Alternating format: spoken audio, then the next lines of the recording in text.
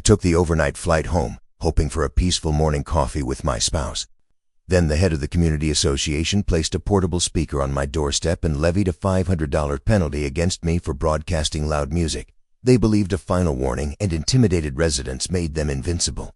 But they were unaware that my video doorbell, alongside a police report, would reveal the facts, providing me with the influence I needed to nullify the penalty and initiate a misconduct inquiry that could end their reign. But before we begin, let me know where you're tuning in from in the comments. At 3:17 a.m., an anonymous caller reported my residence was emitting disruptive noise. By 5:42 a.m., I was gazing at a strip of vivid orange tape on my door, resembling an evidence marker. My home number 2217, in what was meant to be a tranquil part of Lewin County. I'm Lucas Carson, 58, and for 3 decades of that time, I resolved other people's tech issues, a digital custodian. My whole profession was based on spotting the single element that was anomalous, and this tape was unquestionably anomalous. I had just returned. The red eye from the West Coast had landed on schedule, a small wonder. The rideshare home was a silent haze of vacant roads and slumbering homes. All I desired was my own bed and perhaps a cup of my wife Judith's coffee, which she makes potent enough to resurrect the deceased. Instead, I was standing on my own porch, staring at this garish orange proclamation of hostilities. Fastened under the tape was a document with the formal letterhead of the Lewin County Residential Association. At the top, in a font straining for sophistication, were the words "Final Notice." I hadn't even gotten a first notice. I carefully peeled the tape back, cautious not to damage the paint. My wife Judith says my dedication to maintaining things in perfect condition verges on compulsion. I like to consider it honoring my belongings. The paper was thick, costly, naturally. They needed to make the unpleasant news seem significant. And the unpleasant news was printed in large, bold type. A $500 penalty. For what, you might wonder? A serious acoustic disturbance. My eyes scanned down the sheet for the particulars. The infraction, it alleged, happened at 3:17 a.m. this very morning. I blinked. 3:17 a.m. I did a quick mental tally, a custom from my tech support days. My flight, United 451, was at 30,000 feet above Nebraska at 3:17 a.m. I recalled it distinctly because the captain had just announced we were over Nebraska on schedule, and I had glanced at my timepiece. I'm a receipts person, boarding pass in my wallet, confirmation in my email. What sort of noise could I have possibly generated from the nation's midsection? Did my somnolent rumbling somehow traverse the stratosphere? I nearly laughed aloud. A corny quip formed in my mind. I suppose my in-flight amusement was a bit too vigorous for the locale. I'll have to recall to use earphones the next time I traverse my own roof. The front door opened. It was Judith. She stood there in her housecoat, her short silver hair impeccably arranged, even at this dreadful hour. She held a cup of coffee in one hand. She didn't seem startled to see me or the notice. She just appeared composed. Judith is the most serene individual I know. If our home were ablaze, she'd likely verify the marshmallows were golden brown before dialing for assistance. She possesses this dry, incisive wit that can reduce you or bolster you, contingent on the circumstance. "Well, that's a novelty," she stated, her voice low and level. She gestured toward the sheet in my grasp. "Did you transport your new musical ensemble on the aircraft with you?" I couldn't suppress a grin. We're more of an easy listening trio," I replied, stepping inside. $500, June, I said, passing her the notice. For a noise complaint at 3:00 a.m. She took a sip of her coffee, her eyes reviewing the document. Her demeanor didn't shift. "Karen Jennings," she uttered, her tone flat. It wasn't an inquiry. It was a diagnosis. Karen Jennings, our community board chairperson, a woman who appeared to harbor a personal crusade against delight, contentment, and marginally overgrown shrubs. She was domineering, fixated on exteriors, and wielded a clipboard like a monarch's orb. We'd had a few minor clashes with her. A caution about our refuse bins being curbside 10 minutes prematurely. An indirect note concerning the hue of our welcome mat not conforming to the sanctioned earthy spectrum. Trivial matters. This, however, was not trivial. This was a proclamation of war. "I was on an airplane, Judith," I declared, feeling a surge of justified indignation. "I have verification. I have documentation." "I know," she said, handing me the coffee mug. "I presumed as much." She had that expression on her face, the one that indicated she was already several moves ahead. So what's the strategy, Lucas? I took a long drink of the hot coffee. It stung a little going down, but it was a good sting. It was the sting of a man who had been wronged and was preparing to act. My old tech support impulse is activated. When you encounter a problem, you don't just lament it. You collect data, you search for the origin of the fault. You execute diagnostics. First step, I said, a gradual smile spreading across my face. Let's observe what the electronic observer has to report. I pointed toward our video doorbell. It was a simple ideal apparatus, but it had a high-definition lens and recorded everything triggered by motion. It was my primary defense against package thieves and overenthusiastic youth fundraisers. Now it was about to become Exhibit A. The contest, as they say, had commenced. And I had a suspicion our board chairperson had just committed a very, very large miscalculation. A $500 miscalculation. We settled in my office, a compact space I lovingly termed the operations hub. It was my sanctuary, populated by the specters of computers past. Antiquated drives, neatly coiled wires, and displays that had witnessed more prosperous days. Judith pulled up a seat beside me, her coffee mug leaving a perfect circle on the coaster I insisted everyone utilize. She was quiet, her presence a silent, steadfast bulwark of support. This was our custom. When a dilemma emerged, I would plunge into the technical specifics, and she would supply the pragmatic viewpoint I occasionally missed. We were a unit. I accessed the security camera's web interface, the familiar interface loading on my monitor.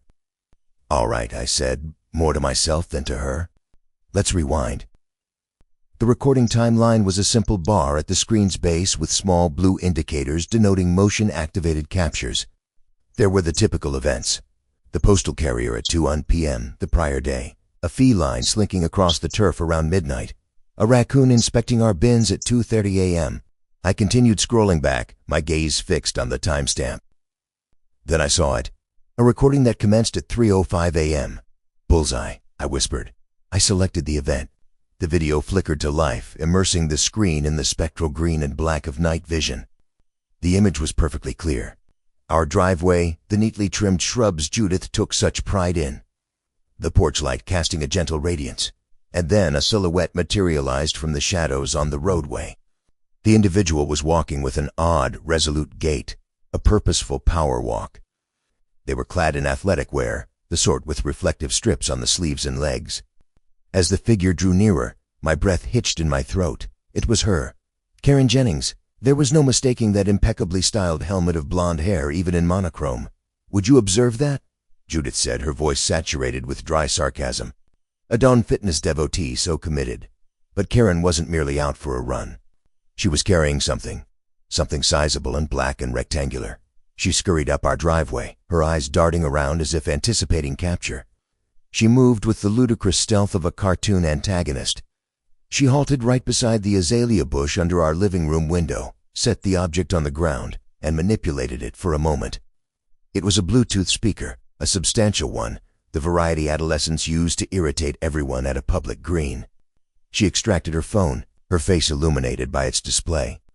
A second later, the speaker crackled to life, even via the tiny microphone of the doorbell camera. The sound was a jarring eruption of noise.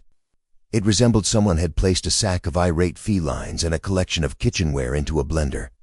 Aggressive rock music played at a ridiculous volume. Then, just as swiftly as she appeared, Karen turned and speed-walked away, vanishing back into the gloom. The video concluded a minute later. We just sat there for an instant staring at the screen. The sheer boldness of it was staggering. She hadn't just submitted a false grievance. She had fabricated the proof. She had come onto our premises in the dead of night, positioned a speaker, and blasted noise to incriminate us. Well, I finally said, rupturing the silence. That's meticulous. Druth took another sip of coffee. The woman possesses dedication. I'll concede her that. I verified the timeline again. Sure enough, there was another event at 3:21 a.m. I selected it. A police cruiser, its beacons flashing, gradually rolled to a halt in front of our home. An officer exited, scanned the area, and then the recording ceased. The noise from the speaker must have ceased just as he appeared. This was premeditated. It was malicious, and it was incredibly foolish. The next day, equipped with a copy of the video on my mobile, I went searching for Karen. I located her, calibrating a sprinkler head on her own lawn. a lawn so unnaturally verdant it appeared fashioned from synthetic turf. She was wearing a sharp coral jacket and a look of intense focus as if the world's destiny hinged on attaining ideal irrigation pressure. I approached her, my countenance as impartial as I could render it.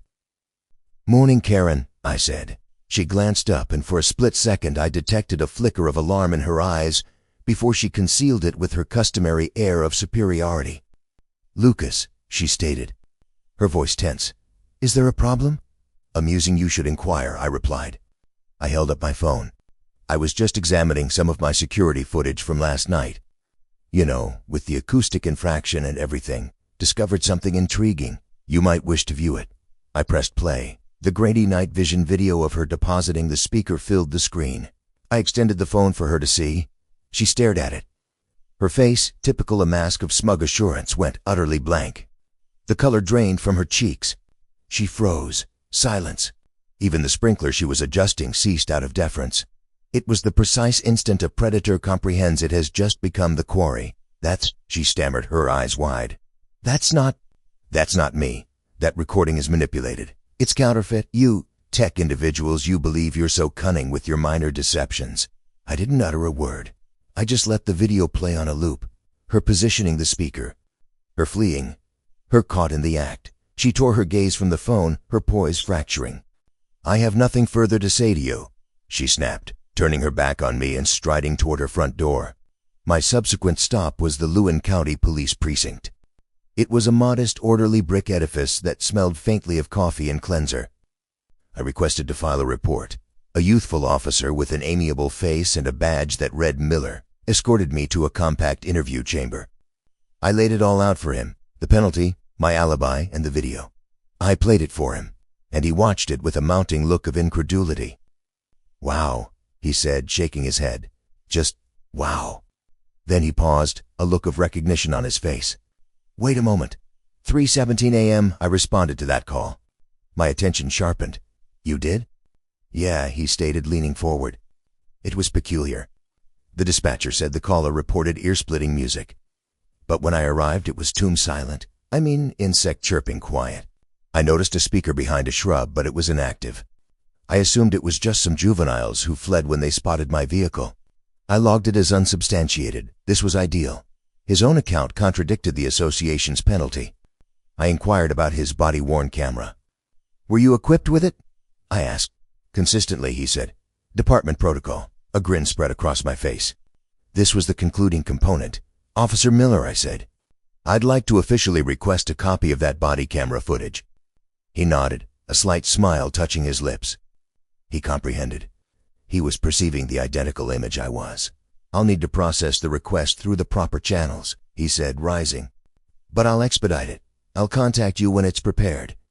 2 hours later, Miller called. "Body cam shows your street completely silent at 3:20 a.m., he said. "You weren't present. We can substantiate it." "That's my alibi on your camera," I said, "and mine on yours." I thanked him and departed the station, the afternoon sun feeling somewhat brighter than before. We had her on my recording and on an officer's body cam. The truth was emerging. Those subsequent 2 hours felt longer than my flight home from the coast. What would the footage reveal? And more crucially, what would the cornered and exposed Karen Jennings do next? I had a suspicion she wasn't going to simply apologize and reimburse the $500. I should have anticipated Karen wouldn't accept being uncovered passively. Individuals like her don't withdraw. They escalate. The very next afternoon, while I was out procuring what I termed investigative supplies, a new pack of legal pads and my preferred brand of fluid writing pens, she executed her subsequent maneuver. The doorbell chimed. Judith, who was in the process of repotting a new orchid, answered it. On the porch stood Karen, flanked by 2 sizable, imposing men Judith would later reference as the Daves. They were both wearing matching navy polo shirts with a recently stitched association emblem. They looked less like neighbors and more like budget security personnel. Karen, clutching a clipboard as if it were a holy relic, wore a triumphant smirk. "Judith," she declared, her voice dripping with counterfeit sweetness, "we're here to perform an impromptu compliance verification."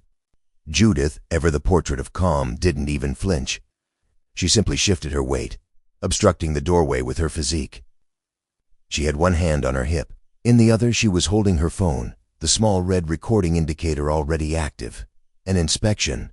Judith inquired, her tone so arid it could have ignited a brush fire. For what precisely? Did my orchid fail to satisfy the mandated attractiveness criteria? Karen smirked, wavered. We have obtained a reliable account of unapproved commercial operations being conducted from your garage, she proclaimed, puffing out her chest. Per Association Regulations, Section 7, Paragraph B, we are authorized to examine the premises. It was such an obvious, pitiful endeavor at retaliation. We both knew our garage contained nothing more controversial than a lawn mower, some old paint cans, and my assemblage of vintage computer keyboards. Judith simply stared at her. A reliable report? From whom? The lawn ornament? She asked, her eyes flicking to the two Daves, who were beginning to appear uneasy. Do you possess a warrant? Karen scoffed, a sound akin to air escaping a tire. I don't require a warrant. I am the chairperson of the Residential Association. This was the moment Judith had been anticipating. She took a small step forward, her voice dropping to a low, conversational tone, but the steel in it was unmistakable. That's lovely, she said, her phone held steady. You're also an individual who was on my property at 3 a.m. fabricating evidence, and you are presently standing on my porch uninvited. Now I'll state this once. No documentation, no admission. If you wish to see the interior of my garage, return with a judicial order signed by a magistrate. Until then, you and your coordinated companions can reverse course and depart. Judith tapped the phone screen. Incidentally, Karen, your most flattering angle is 2 steps rearward. She paused, allowing the silence to linger. Then she looked Karen up and down, a slow, deliberate appraisal. By the way, is that jacket from the new spring line? It appears somewhat eager. Karen's face transitioned from pale to a blotchy, furious crimson. She was being deconstructed fragment by fragment, not with yelling or rage, but with cool, surgical exactness, and it was all being documented. She was utterly mortified. Let's hear it, Karen, Judith continued, her voice unwavering. Recite the specific bylaw that permits you to compel entry into a private dwelling without the occupant's consent. I'll await, Karen sputtered. She flipped through the sheets on her clipboard, her hands quivering with fury. The Daves exchanged an anxious glance. They hadn't enlisted for this. They had enlisted to appear intimidating behind a woman they believed possessed all the authority. They were rapidly discovering that she did not. Finally, with a huff of impotent wrath, Karen surrendered. This will be documented in your file, Judith, she shrieked, her voice cracking. A profound deficit of communal cooperation. She pivoted on her heel and stomped down the porch steps, her 2 underlings trailing behind her like vanquished pups. Judith observed them depart, her expression inscrutable. She didn't cease recording until their vehicle had sped off down the street. When I returned home 20 minutes later, I discovered her seated on the porch swing, sipping a tall glass of iced tea. She placidly narrated the entire episode and then showed me the video. I felt a hot surge of anger at Karen's audacity, but it was swiftly replaced by a wave of immense pride. My spouse was a bastion. She was dauntless. My champion, I said, leaning down to kiss the crown of her head. She simply shrugged, taking a refined sip of her tea. Someone had to dispose of the refuse. We now possessed 2 videos. The first showed Karen perpetrating a violation. The second showed her attempting to misuse her influence to intimidate us and failing spectacularly. I saved a copy of the new video to my secure drive right beside the first one. I labeled the directory, the Jennings dossier. This was no longer solely about a single fraudulent $500 penalty. This was about a pattern of persecution and authority abuse. A deep, disquieting sensation began to expand in the pit of my stomach. If she was prepared to proceed to these lengths with us, individuals who were willing and capable of existing, what had she been doing to everyone else? This was larger than just our home. This was about the entire neighborhood. We realized we likely weren't her only objectives. It was time to ascertain. The subsequent few days felt like a quiet campaign. Judith and I decided to take a few strolls around the vicinity, not with a clipboard and a scowl like Karen, but with a friendly gesture and a sympathetic ear. We commenced with the individuals we knew, the ones who always smiled and greeted us, the ones who seemed least likely to ever provoke any difficulty.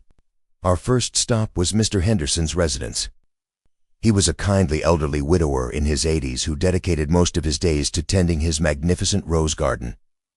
We found him on his knees in the soil, meticulously pruning a bush. After a few minutes of civilities regarding the climate and the state of his prize-winning blossoms, I gently broached the subject of the association. His face fell. His cheerful disposition vanished, supplanted by a look of weary resignation. He sighed, wiped his soil-covered hands on his trousers, and shuffled indoors, motioning for us to follow. He returned with a sheet of paper, the same costly, rigid paper our penalty had arrived on. His hands trembled slightly as he handed it to me. It was a $50 penalty. The rationale: his garden hose was not coiled in a regulation spiral. I examined the photo attached to the notice. It showed his hose lying in a gentle looping oval beside the spigot. "I just remitted it," he whispered, his eyes downcast. "It's simpler than contesting. I like the vitality anymore." My heart ached for him. $50 might not seem like a considerable sum, but to a man on a fixed income, it was sustenance. It was a co-payment for a physician's visit. And for what? A hose that wasn't wound flawlessly. It was pure brutality. I asked if I could photograph the notice. He consented, appearing relieved that someone was finally acknowledging him seriously. Our next visit was to the Petersons. New parents. A $100 penalty because their stroller was visible for 10 minutes while the garage was open. "We just paid it," Sarah said. No time to dispute. Then Brenda, a single mother. $75 because her child's basketball hoop was 1 inch too proximate to the sidewalk. "I measured it twice," she asserted. We passed Maria's porch pug. She'd been penalized $25 for excessive vocalization. The pug snorted on cue. "Must be a subwoofer in that pug," I muttered. Judith endeavored not to smile. The most defiant exhibition we witnessed was at the terminus of Maple Avenue. A residence there had a single pink plastic flamingo planted proudly in the turf. The proprietor, a cheerful artist named Frank, informed us he'd been engaged in a month-long conflict with Karen over it. He'd received half a dozen penalties, each one escalating. In retort, he hadn't removed the flamingo. Instead, he had augmented the scene. He had visited a garden retailer and procured a dozen gnomes. He'd arranged them in a miniature jury box on his lawn. One gnome was the judge, complete with a tiny gavel fashioned from a twig. The rest were the jury, and they were all aiming their little ceramic fingers directly at the flamingo, which now sported a small sign around its neck that read, "Guilty of being fabulous." It was a minor, hilarious act of defiance. It was magnificent. As I stood there observing that gnome tribunal, everything clicked into place. I extracted my phone and looked at the images of the penalties I had gathered. The amounts were all desperate, but they were all tactically minor. 25, 50, 100. Just sufficient to be maddening, but not quite enough for most individuals to endure the inconvenience and potential cost of disputing it. Karen's authority wasn't in any single penalty. It was in the cumulative effect of 100 minor incisions. She was draining the neighborhood dry, $50 at a time. She was relying on her victims feeling isolated, ashamed, and too fatigued to resist. She was weaponizing indifference. The central question that had been revolving in my cranium, is evidence more potent than power, suddenly felt urgent. Her power was constructed on a falsehood, the falsehood that everyone was isolated. But what if they weren't? What if we could demonstrate to them the proof of their shared ordeal? I glanced down at the penalty notices again, at the payment instructions at the base. All penalties must be remitted via the Loon County Association online portal. It read, an online portal. My tech-oriented brain, the old troubleshooting segment of me that had been dormant for a few years, suddenly ignited. An online portal implied servers. It implied payment processors. It implied a digital trail. I spent 30 years of my existence pursuing digital trails to locate complications. This time I was going to want to locate justice. A gradual smile spread across my face. "Jude," I said, turning to my wife, "I believe it's time to commence work." Karen had constructed her little dominion on paper and intimidation. I was about to dismantle it with data. Back in the operations hub, I felt a familiar thrill. It was the sensation I used to experience immediately before unraveling a massive network failure, or tracking down a persistent flaw in a million lines of code. It was the pursuit. Judith brought me a fresh cup of coffee and a plate of biscuits, setting them down on the one clear corner of my desk. "Discover anything promising?" she asked, peering over my shoulder. Not yet, I said, my eyes glued to the monitor. But I'm acquiring that sensation. The someone neglected to encrypt their data sensation. I couldn't infiltrate the association's payment system. Naturally, that would be unlawful. And I was resolved to execute this entire endeavor legitimately. My power originated from being correct, not from violating regulations. But I didn't need to infiltrate them. Residential associations, even poorly managed ones, are obligated to maintain a certain degree of financial transparency. Their annual budgets and major disbursements are often a matter of public record, accessible to any member who inquires. I started with the association's public-facing website. It was a horribly designed catastrophe, full of broken hyperlinks and beaming stock photographs of families that certainly did not reside in our locale. But entered deep within the community documents section, I located what I was seeking, the ratified budget for the current fiscal year. I downloaded the PDF and opened it, my eyes scanning the line items. Utilities, landscaping, and turns. It was all standard material. But then one entry leaped out at me. It was a recurring monthly disbursement to a vendor named Lewin Standards Adherence. The description beside it was laughably ambiguous. Community Norms Enforcement and Advisory. The sum was a perfectly round $2,000 every single month, like clockwork. That was the initial red flag. In my experience, legitimate contractors rarely invoice in such perfectly round figures. There are always supplies, incidentals, taxes. $2,000 precisely every month seemed suspect. It seemed like a retainer, or worse, a flat fee designed to be simple and unquestioned. The payments had commenced approximately 12 months ago, directly after Karen was elected chairperson in a low-participation election that most of the neighborhood had disregarded. The second red flag was the name itself. Lewin Standards Adherence. Official cited gibberish. A classic corporate lexical salad. It was the variety of name you assign a shell company. My fingers flew across the keyboard. I opened a new browser tab and navigated to the state's official business registry website. I entered Lewin Standards Adherence into the search field and pressed enter. My heart began to beat a little quicker, and there it was. A registered limited liability company, an LLC established 13 months ago. Its official address was a P.O. box at the Postal Depot downtown, and the registered agent, the sole name legally affiliated with the company, Karen Jennings. I reclined in my chair and released a long, slow whistle. "Oh, you cannot be serious," I said, a grin spreading across my face. Judith leaned closer. "What is it?" "I discovered it, Jude," I said, indicating the screen. "I discovered the scheme. Simple and sordid. She penalizes us, pays her own shell company for adherence, then pays herself again.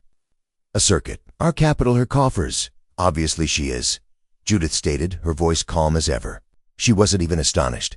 Individuals like that are never merely malicious gratuitously. There's invariably a monetary value. Her calm assessment was like a pail of cold water, eradicating any residual uncertainty. This was real.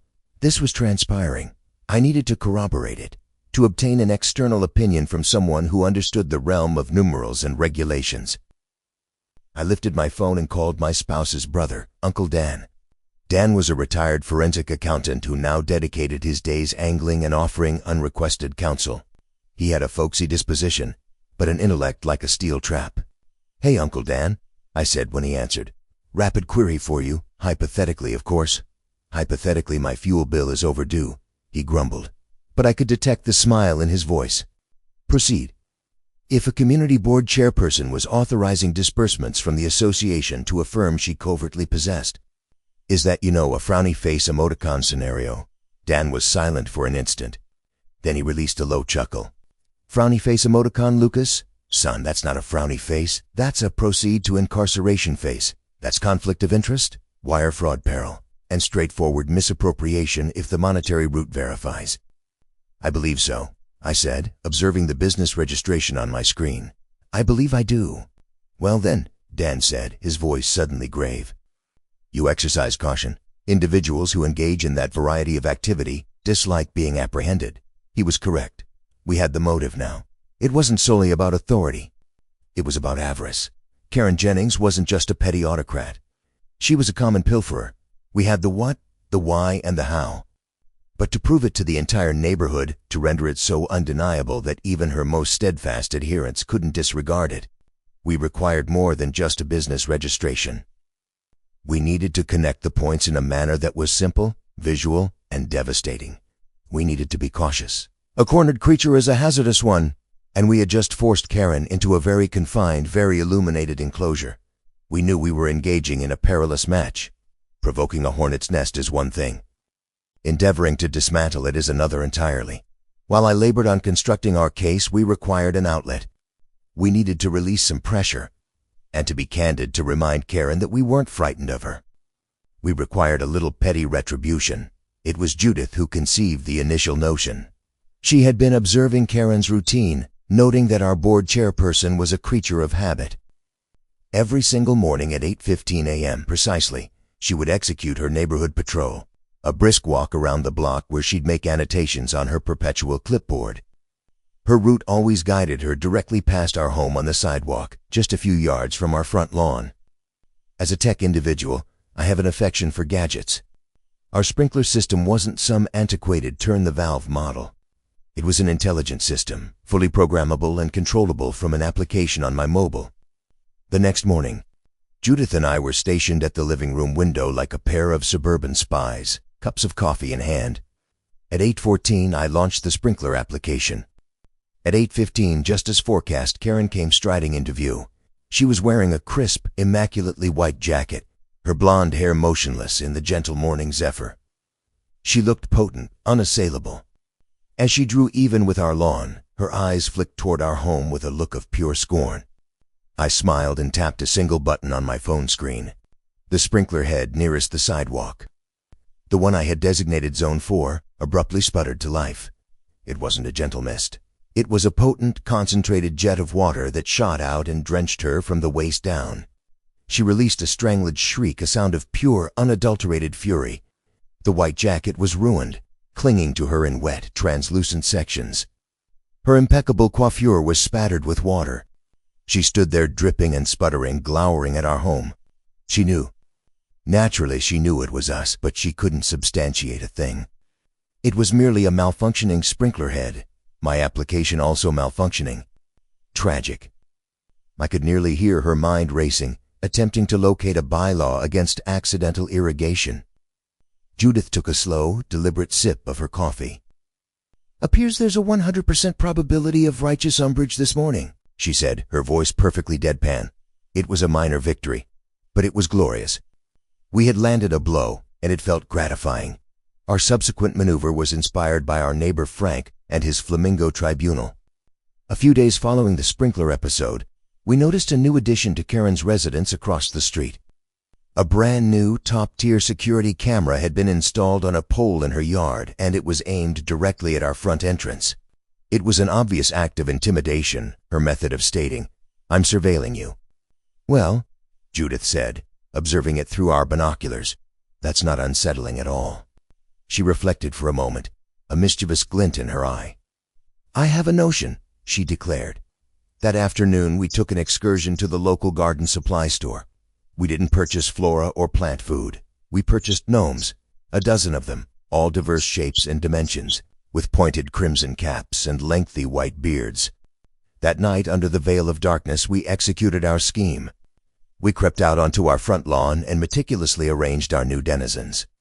We created a little scene directly in the center of the turf, squarely in the sight line of Karen's new camera. We arranged the gnomes in a two-sided formation like a tiny jury box, and every single one of them, with their cheerful painted-on smiles, was pointing an accusatory little digit directly at Karen's camera. To complete the tableau, Judith had painted a tiny sign which we positioned in the hands of the gnome in the front row. It had 3 simple words on it. "We see you." It was juvenile. It was absurd, but it was also impeccable. It was a silent public mockery, a message that we would not be intimidated by her surveillance. The next morning, several neighbors who were privy to the jest could be seen decelerating their vehicles as they drove past, suppressing laughter. These minor acts of rebellion were more than just amusing. They were tactical. I knew from my years in corporate tech that the optimal method to induce an arrogant individual to err is to irritate them. You render them irate. You render them emotional. An irate adversary is a careless adversary, and Karen was becoming very, very irate. The gnome jury, it seemed, was the ultimate provocation. It had propelled her beyond the point of petty notes and into a far more hazardous domain. The petty amusements had been enjoyable, but her reaction was anything but.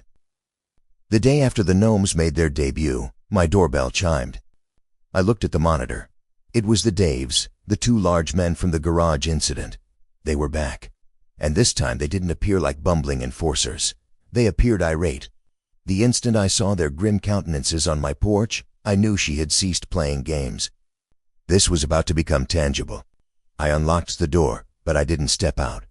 I held my ground in the doorway, my physique constituting a barrier. My heart was hammering, but I maintained my face composed, my voice level. The lessons from my confrontations in sterile server chambers applied here, too. Never allow them to perceive you perspire. The two men, the Daves, stood on my welcome mat. They weren't smiling. Carson, the taller one, declared. His name, I'd subsequently ascertain, was Rick. He didn't trouble with civilities. He just pointed a thick finger at my video doorbell. We're here to seize the illicit surveillance apparatus.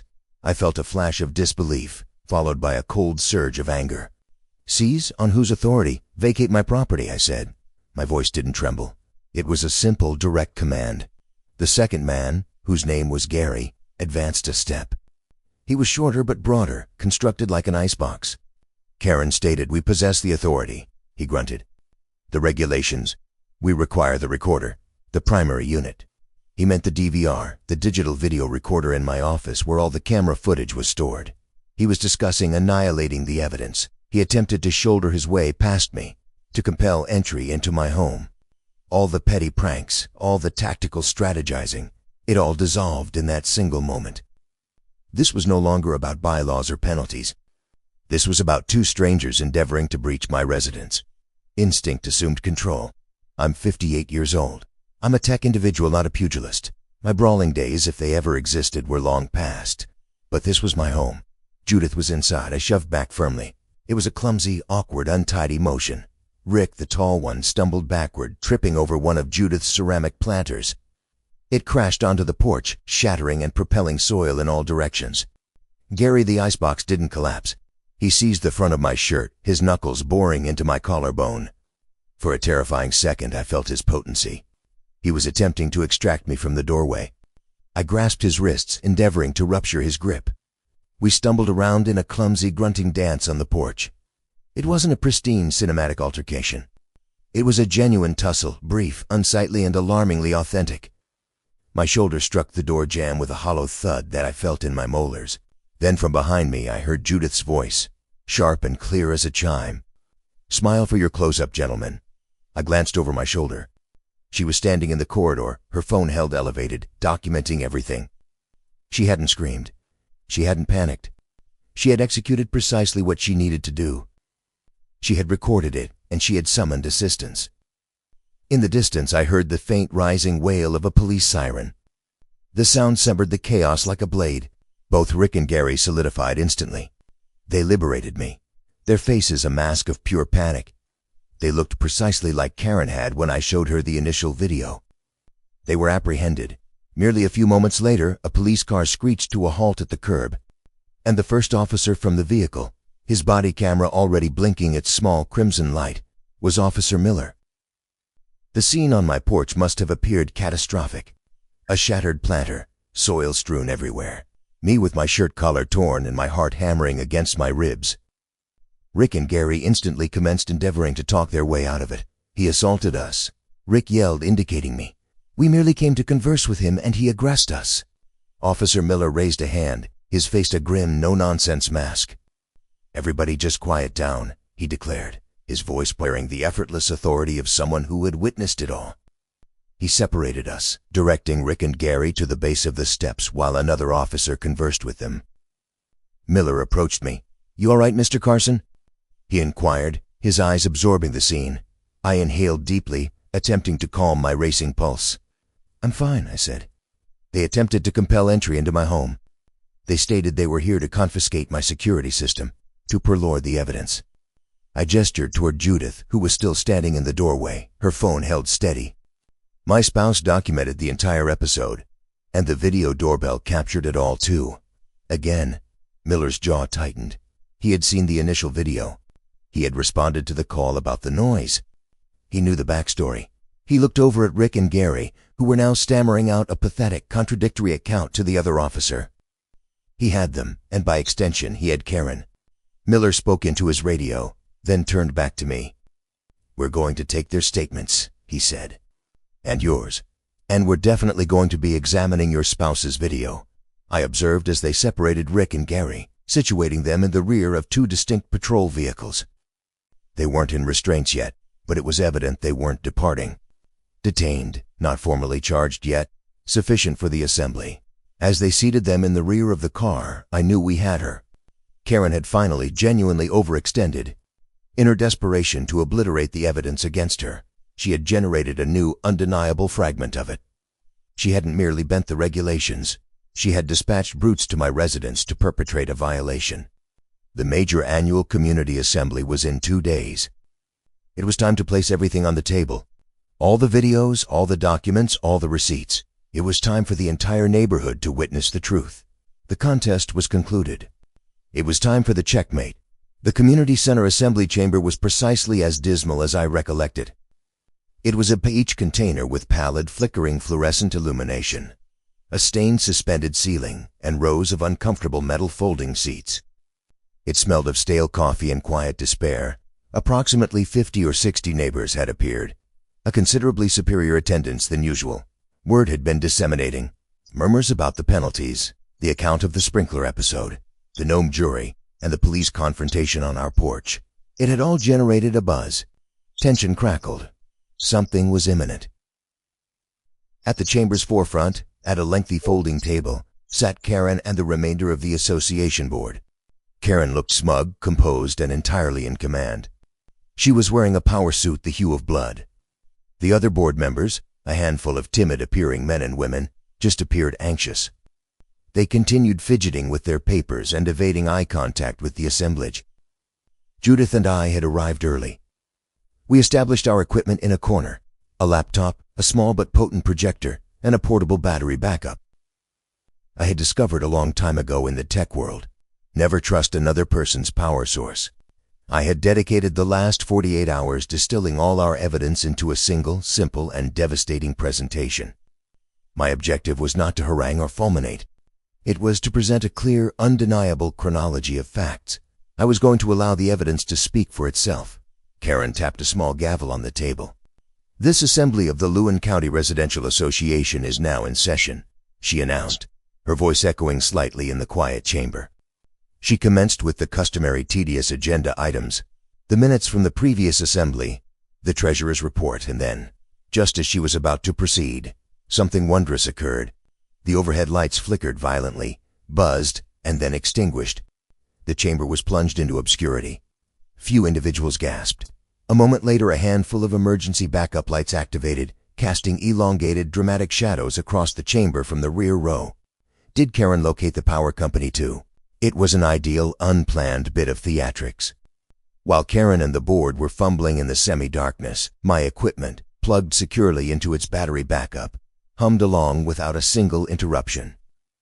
The projector cast a brilliant, vacant square of light on the portable screen we had erected. I looked over at Judith and grinned. "Performance time," I whispered. When the agenda ultimately reached new business, I stood. "Madam Chairperson," I said, my voice calm and steady, "I have a presentation for the community." Karen glared at me. "Mr. Carson, this is not on the agenda." "I believe this falls under community welfare," I retorted. "And I believe every individual in this chamber merits viewing it." Before she could protest further, a few neighbors voiced their concurrence. "Allow him to speak," Mr. Henderson called out. Defeated, Karen waved a dismissive hand. "Fine, be expeditious." I didn't need to be expeditious. I needed to be lucid. I selected the first slide. On the screen, in large bold lettering, materialized the title, "A Chronology of Occurrences." I guided the chamber through it, step by step. I didn't elevate my voice. I merely stated the facts. "Slide 2, I said. 3:05 a.m., 2 weeks prior. I played the doorbell video. The chamber was silent as they observed the spectral night vision image of Karen Jennings, their association chairperson, sneaking onto my premises and positioning a speaker. A wave of soft gasps rippled through the crowd. Slide 3, 3:17 a.m. An image of the $500 penalty materialized on the screen. Slide 4, 3:21 a.m. A still frame from Officer Miller's body cam displaying the quiet street and the speaker behind the shrub. I read Miller's official statement from the police report confirming the noise had ceased when he arrived. The murmurs in the chamber intensified. Slide 5, the monetary trail. A simple flowchart materialized on the screen. "Pursue the arrows," I said. "They indicate the identical wallet." One box stated petty penalties from neighbors. An arrow indicated another box, Association General Fund. A second arrow indicated a third box, Lewin Standards Adherence, LLC. And from that box, a final, damning arrow indicated a fourth box, Registered Agent, Karen Jennings. The chamber erupted in murmurs. I advanced to the subsequent slide, a screenshot of the official state business registration with her name encircled in crimson. Slide 6, registration, I stated. Now for the conclusion. Individuals were rotating in their seats, looking at Karen, their faces a mixture of shock and anger. My hose coil financed her jacket. Mr. Henderson exclaimed, sufficiently loud for everyone to hear, so my son's basketball hoop funded her weekend escape. Brenda, the single mother, called out. From the rear, I heard the proprietor of the pug yell, "Snorty conveys his regards." Karen was on her feet, her face a mask of fury. "This is defamation," she shrieked, her voice echoing in a partially illuminated chamber. "It's all counterfeit. This is manipulated proof from a discontented resident." But her denials were drowned out by the concluding fragment of my presentation. Slide 7, I said, my voice cutting through the clamor. I played the video from our porch. The crowd fell silent. They observed Rick and Gary endeavoring to compel entry. They saw the scuffle, the platter shatter, Judith's clear, defiant voice. The proof was overpowering. The atmosphere in the chamber had shifted entirely. It was no longer an assembly. It was a tribunal. Karen was ensnared, exposed, her authority evaporating under the harsh glare of the projector. She looked from the screen to the countenances in the crowd, her eyes wide with panic. Just as she unsealed her mouth to scream another denial, something unforeseen transpired. A quiet man at the board table, a nervous-appearing individual named Arthur, whom I recognized as the association treasurer, gradually stood up. There's more," he stammered, his hand quivering as he clutched a thick manila envelope. Every eye in the chamber swiveled to Arthur. The low murmur of the crowd expired, replaced by a tense anticipatory silence. Under the dramatic emergency lighting, Arthur appeared like a man proceeding to his own execution.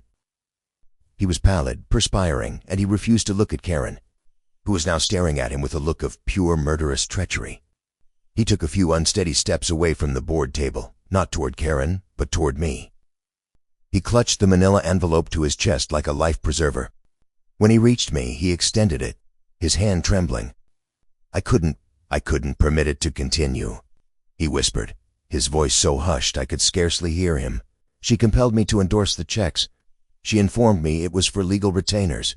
I knew it was improper. I commenced duplicating them. I accepted the envelope from him. It felt heavy, dense with the burden of his culpability and dread." Karen released a sound, a strangled gasp of disbelief. "Arthur, you betrayer!" she hissed. But no one was listening to her anymore. All eyes were on the envelope in my possession. I returned to the projector, unclasped it, and slid out the contents. It was the ultimate absent component of the puzzle. It was the proof from within the apparatus. The envelope was filled with photocopies.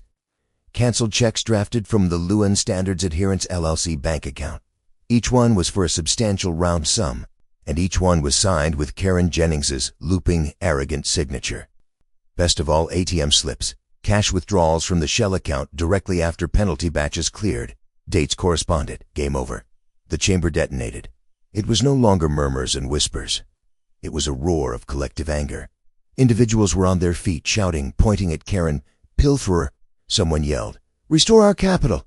shouted another. The board members at the table looked horrified, recoiling from Karen as if she were radioactive. Then a woman on the board, a quiet librarian named Martha, who had barely uttered a word all evening, stood up. Her voice was quivering, but it was clear and potent. "I move for an immediate vote of no confidence in our chairperson, Karen Jennings," she proclaimed, "and I move for her immediate removal from the board, effective presently." The man beside her instantly seconded the motion. Martha looked out at the crowd. All in favor of removing Karen Jennings as chairperson? The response was a deafening, unified chorus of "aye" that vibrated the chamber. All opposed. Silence. At that precise moment, as the vote was confirmed, the rear doors of the community center unsealed. Officer Miller and a man in a detective's attire, who had clearly been awaiting their cue, walked calmly and purposefully down the central aisle. They walked directly to the front table where Karen stood, frozen in shock and humiliation. "Karen Jennings," Officer Miller said, his voice calm and official, but bearing an undeniable gravity. "You are under investigation for multiple counts of fraud, persecution, and conspiracy to commit unlawful entry. We require you to accompany us and respond to a few inquiries at the precinct." They didn't place her in restraints there in the chamber. They didn't need to. Her utter and complete public disgrace was its own variety of incarceration. As they escorted her out, one on each flank, the crowd parted to allow them passage, staring at her with cold, firm eyes. Miller paused by my table and collected the manila envelope Arthur had given me. "We'll be requiring this as evidence," he said with a small professional nod. The assembly concluded in a state of bewildered alleviation. As they led Karen away, the emergency illumination still casting elongated, accusatory shadows across the chamber, a profound silence descended. Then in the rear someone commenced to applaud. It was a slow, hesitant sound initially. Then another individual joined, and another, until the entire chamber was filled with applause. It wasn't for me. It was for themselves. It was the sound of a community reclaiming its authority. We had prevailed. The evidence, it materialized, was more potent than the power she had wielded for so long. The conflict was concluded. But as I packed my laptop, I couldn't suppress my curiosity about what transpires the day after the war is won. A few days later, the world felt dissimilar. The atmosphere in the neighborhood seemed lighter, the hues more vivid. It was astonishing how much strain we had all been bearing without even realizing it. Judith and I were seated on our front porch, savoring the cool evening zephyr. The porch swing, which had been the site of so much concern and scheming, was now merely a porch swing again. The news had journeyed through Loon County like a wildfire. Investigators initiated a comprehensive case. Weeks subsequently, the district attorney filed charges. Rick and Gary capitulated and agreed to cooperate subsequent to legal guidance. The new association board voted to nullify contested penalties and commence restitution, subject to the judicial procedure. Slow labor, correct labor. Our neighbors, who had once been hesitant to even make visual contact, now visited incessantly. Mr. Henderson delivered a basket of the most magnificent ripe tomatoes from his garden, a silent gratitude that signified more than verbiage. Brenda's son was playing basketball in the street, his hoop now proudly situated wherever he desired. Frank, the proprietor of the Flamingo, had made a new addition to his lawn exhibition. Beside the gnome jury, he had positioned a new gnome, one with spectacles in a marginally obstinate posture, holding a tiny, hand-painted receipt. He gestured as he strolled past, giving me an affirmative gesture. The community wasn't merely relieved. It was unified. Individuals were conversing with one another, orchestrating a new, transparent election for the board. Arthur, the treasurer who had sounded the alarm, was being acclaimed as a reluctant champion. He had discovered his courage when it mattered most. Judith and I just sat there, listening to the symphony of a conventional evening, the distant laughter of children at play, the gentle hum of a lawn-mower down the street, the chirping of crickets commencing their nocturnal melody. There was no dread of witnessing an orange sheet of paper affixed to our door. There was no necessity to inspect the security cameras for prowling association chairpersons. There was merely tranquility. "It's quiet," Judith said, her head on my shoulder. "Magnificent," I replied. "We're simply crickets, Lucas." She smiled. "Ideal setup. You comprehend why crickets are so fortunate?" I inquired. Judith released a long theatrical sigh, but I could perceive the smile playing on her lips. She knew what was imminent. It was our routine, our rhythm. "Why, Lucas?" she asked, her voice full of mock weariness. "Because," I said, delivering the punchline with all the gravity it warranted, "they get to chirp all night long and never, ever receive an association penalty." She groaned, a perfect sound of loving exasperation, and then she laughed. It wasn't a minor chuckle. It was a genuine full-throated laugh, a sound of pure alleviation and happiness. I joined in, and our laughter mingled with the sound of the crickets, resonating out into the quiet, peaceful night. We had our home returned. We had our tranquility returned.